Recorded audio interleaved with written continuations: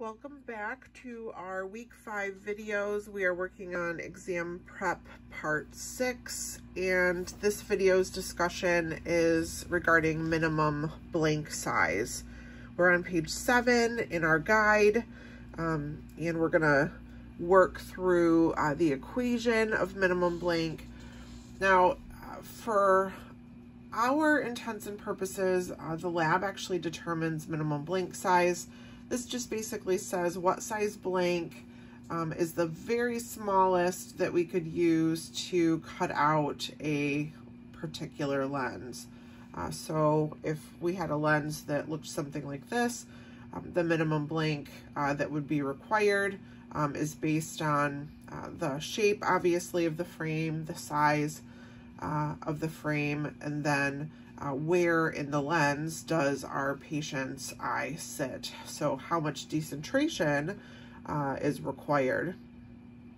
If we had this same minimum blank and we had the lens that we're looking at, however, for this particular example, if we had to decenter the lens because the patient's PD was narrower than the original frame, and let's say that here's our optical center, but our patient's eye sits much more towards the bridge of this particular lens, we may end up in a situation where we look something like this. So our patient's eye, because of the PD measurement, sits much more closer to the nasal. We would not be able to use this same blank size. We end up in a position where part of the lens would actually be missing if we used this size blank.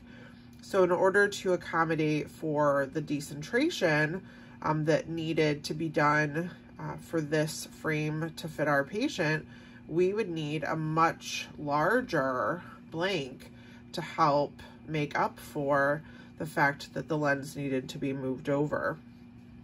Now, anytime we increase our blank size, it actually is going to make our lens thicker. We're going to end up with a thicker outside edge.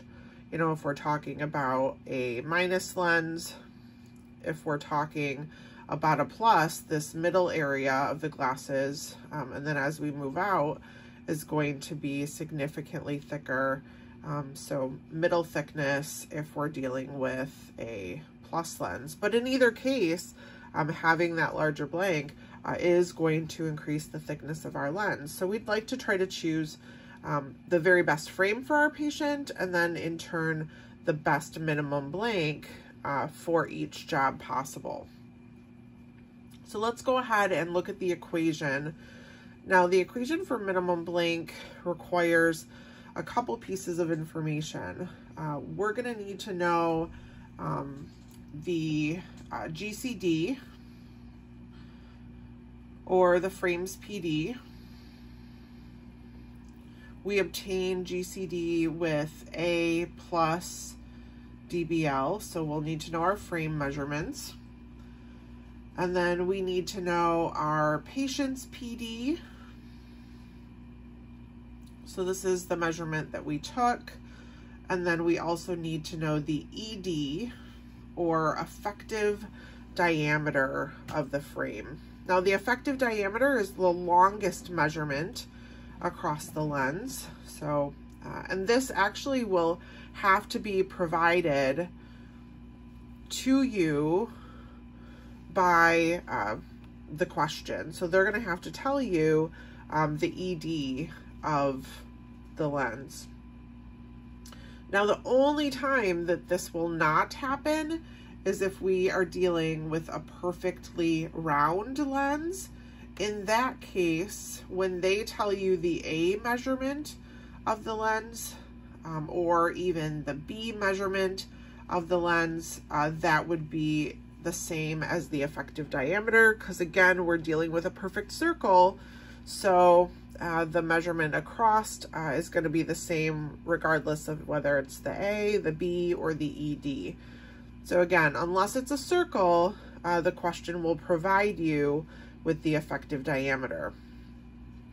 Now that we know what we need, let's talk about how we are going to plug each of those pieces of information into our equation. So minimum blank size is what we're looking for. We're going to take the GCD frame PD minus the patient's PD. We are just determining decentration here, so just like we did before.